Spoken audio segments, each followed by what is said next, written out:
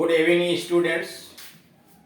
इस वीडियो के माध्यम से हम लोग योजना या कार्यक्रम सूचक वाक्यों के विषय में अध्ययन करेंगे।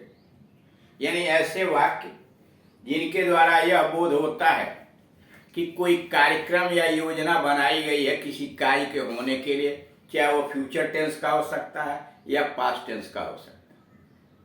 तो ऐसे दिए गए वाक्यों का हिंदी से अंग्रेजी में किस प्रकार से बनाया जाता है, इसके विषय में जानकारी दी जाएगी। वह परीक्षा देने को है, प्रेजेंट टेंस मतलब फ्यूचर में जाएगा। वह परीक्षा देने को है या देने वाला है।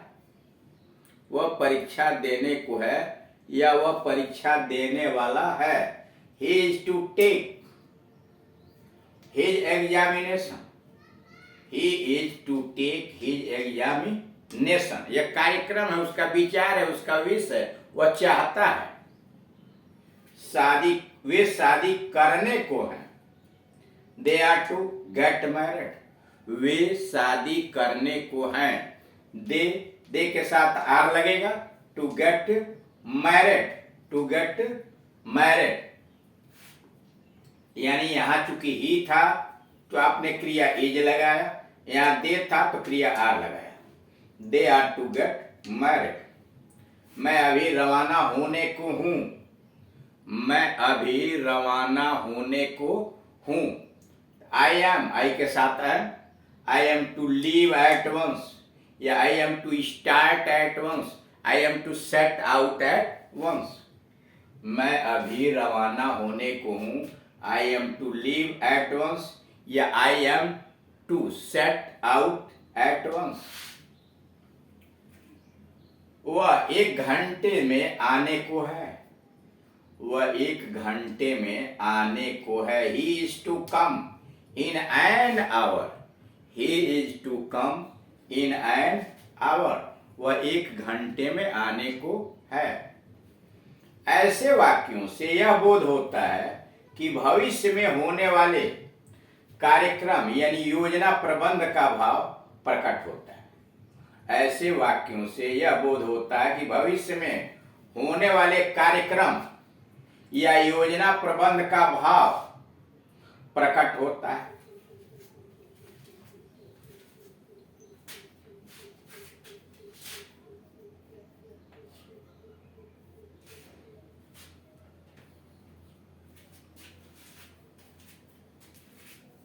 यानी ऐसे वाक्यों से यह बोध होता है कि भविष्य में होने वाला कार्यक्रम या योजना प्रबंध का भाव प्रकट होता है। बनाते कैसे हैं? मतलब यह कि भविष्य में कोई कार्यक्रम होगा, कोई कार्य होगा अथवा उसके होने की योजना का जो प्रबंध बनाया गया है उसके विषय में जानकारी दी जाती है। Rules, subject plus is are एन। सिंगुलर नंबर थर्ड पर्सन का अगर सब्जेक्ट है he she it Ram Shyam तो आप इज लगाएंगे। यू है या अन्य बहुवचन का करता है जैसे वी, दे, बॉयज, गर्ल्स मतलब एक से अधिक। यानी यू है, वी है, दे है, बॉयज, गर्ल्स एक से अधिक अगर संख्या है और वह सब्जेक्ट के स्थान पर आया हुआ है तो वहां आप आर लगाएंगे। आई के साथ एम लगता है, केवल आई के साथ एम लगता है। तो सबसे पहले सब्जेक्ट रखिए। सब्जेक्ट के अनुसार इज आर एम रखिए। जैसा कि बताया गया singular number third person he she it Ram Shyam के साथ is. You, we, they, boys, girls एक से अधिक यानी बहुवचन के साथ आर रखिए, आई के साथ एम रखिए। और उसके बाद टू वर्ब, टू लगा के क्रिया का फर्स्ट फॉर्म यानी इन्फिनिटिव रखिए। अन्य कोई शब्द है तो उसके आगे रखिए, जैसे इन एन आवर है, एट वंस है आदि आदि। टू टेक हिज एग्जामिनेशन ये अदर वर्ड्स हैं उसके आगे लिखेंगे। यानी इन्फिनिटिव रखने के बाद आगे अन्य शब्दों की अंग्रेजी लिखेंगे। जैसे इस वाक्य में है वे शादी करने को हैं तो दे हो गया सब्जेक्ट और दे के अनुसार वर्ब हो गया आर। वर्ब हुआ आर। टू गेट हुआ इन्फिनिटिव, वर्ब जो हुआ इन्फिनिटिव। और उसके बाद टू गेट मैरिड इन्फिनिटिव हुआ। यहाँ आई के साथ आई सब्जेक्ट, एम हुआ वर्ब, ये इन्फिनिटिव हुआ, एट वंस हुआ अदर वर्ड्स। नोट, हिंदी के ऐसे वाक्यों में धातु प्लस ने प्लस को के बदले धातु प्लस ने प्लस वाला वाली वाले आता है। करा हिंदी के ऐसे वाक्यों में धातु धन ने धन को के बदले धातु धन ने धन वाला वाली वाले आता है, पर अनुवाद में कोई अंतर नहीं पड़ता है। यानी हिंदी बदली भी जा सकती है। जैसे वे शादी करने को हैं, मतलब वे शादी करने वाले हैं। वह परीक्षा देने को है तो वह परीक्षा देने वाला है। वह 1 घंटे में आने को है तो वह 1 घंटे में आने वाला है। मैं अभी रवाना होने को हूँ तो मैं अभी रवाना होने वाला हूँ। ऐसे करके हिंदी आती है, लेकिन उसके ट्रांसलेशन में कोई डिफरेंस नहीं होता। जैसे वह परीक्षा देने वाला है तो अंग्रेजी जस्ट वैसे ही होगी, वह परीक्षा देने वाला है। देने को है हटा दिया गया और वहां लिख दिया गया वह परीक्षा देने वाला है। तो इसका मतलब ही इज टू टेक, तरीका वही है, फार्मूला वही है। सब्जेक्ट लगाया, वर्ब इज आर एम लगाया, इन्फिनिटिव लगाया और अदर वर्ड्स लगाया। He is to take examination. दूसरा, वे शादी करने वाले हैं तो they are to get married. They are to get married मतलब यह हुआ कि चाहे यह कहिए कि वह शादी करने को हैं या वे शादी करने वाले हैं, इस हिंदी का कोई फर्क नहीं है। बनाने का तरीका वही होगा कि सब्जेक्ट लगाइए, सब्जेक्ट के अनुसार इज आर एम लगाइए, इन्फिनिटिव और अदर वर्ड्स। अब आइए यहाँ, वह परीक्षा देने को था, पास्ट टेंस में चले गए। वह परीक्षा देने को था, he was to take his examination, यानी टेंस बदल दिया।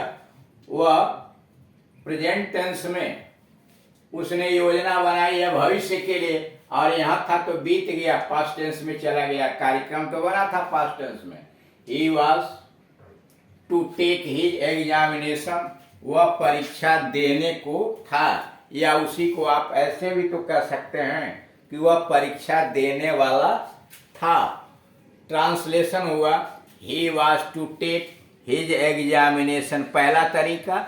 और दूसरा तरीका हुआ he was to have taken, he was to have taken his examination, he was to take his examination, और दूसरा he was to have taken his examination। वे घर बेचने को थे या वे घर बेचने वाले थे। they were to sell their house, they were to sell their house, वे घर बेचने वाले थे। they were to sell their house।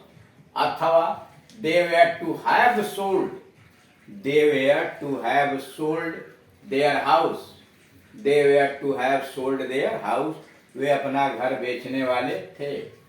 Number 3, मैं उससे मिलने को था, मैं उससे मिलने को था। I was to see him, I was to see him। और दूसरा ट्रांसलेशन होगा I was to have seen him, I was to have seen him, मैं उससे मिलने को था। ऐसे वाक्यों से यह बोध होता है कि भूतकाल में जो कार्य किसी योजना या कार्यक्रम के अनुसार होने वाला था वह पूरा नहीं हुआ। मतलब कह रहा कि ऐसे वाक्यों के द्वारा यह बोध होता है, यह पता चलता है कि भूतकाल में जो कार्य किसी योजना या कार्यक्रम के आधार पर होने वाला था वह कार्य पूरा नहीं हुआ। यानी योजना तो बनी थी, कार्यक्रम बना था किसी कार्य को करने का, लेकिन वह कार्य पूरा नहीं हुआ। रूल्स बनाएंगे कैसे? पहला, सब्जेक्ट लिखा, जैसे यहाँ है ही वॉज तो सब्जेक्ट हुआ, प्लस वाज वेयर हुआ, आई तथा अन्य सिंगुलर नंबर थर्ड पर्सन के साथ, वाज लगाएंगे, you we they boys girls एक से अधिक को वेयर लगाएंगे। तो सब्जेक्ट वाज और वेयर में एक लगाया और टू प्लस वर्ब यानी इन्फिनेटिव लगाया, अदर वर्ड्स उसके आगे लिख दिया। जैसे ही हो गया सब्जेक्ट, ही के साथ पास्ट टेंस में वाज हुआ, इन्फिनेटिव हुआ और अदर वर्ड्स में हिज एग्जामिनेशन हुआ।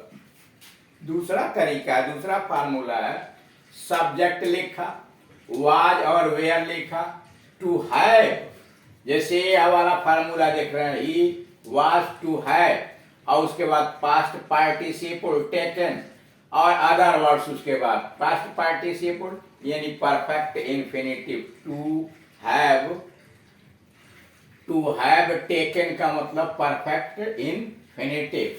यानी दूसरा फार्मूला हुआ कि सबसे पहले सब्जेक्ट लिखिए, सब्जेक्ट के अनुसार वाज वेयर का चुनाव कीजिए, उसको लिखिए, उसके बाद टू हैव लगाइए और टू हैव लगाकर तब पास्ट पार्टिसिपल लिख के यानी क्रिया का थर्ड फॉर्म लिख करके तब अदर वर्ड्स लिखिए। नोट, वाज आवलिक वेयर प्लस इन्फिनेटिव से यह बोध होता है, यानी पहले वाले फार्मूले से यह बोध होता है, यह जो बना है he was to take his examination, तो कह रहा है कि वाज वेयर प्लस इन्फिनेटिव से यह बोध होता है कि कार्य निकट भूतकाल में पूरा नहीं हुआ, यानी कार्य निकट भूतकाल में पूरा नहीं हुआ।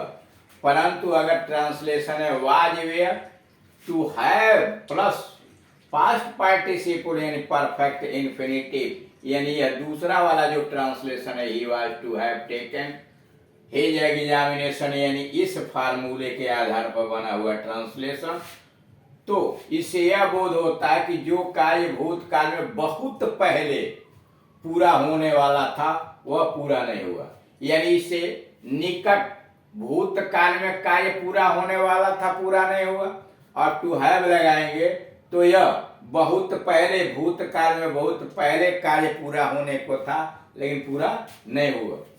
जैसे ही वाज टू कम यानी निकट भूतकाल में वह आने वाला था, ही वाज टू कम वह निकट भूतकाल में आने वाला था लेकिन आ नहीं सका। और दूसरा है वह he was to have come, यानी भूतकाल में बहुत पहले आने को था, he was to have come यानी निकट भूतकाल में बहुत पहले उसे आना था लेकिन वह नहीं सका। इस तरह से आप देख रहे हैं विभिन्न मॉडल के दिए गए हिंदी में अंग्रेजी में किस प्रकार ट्रांसलेट करते हैं। Thank you.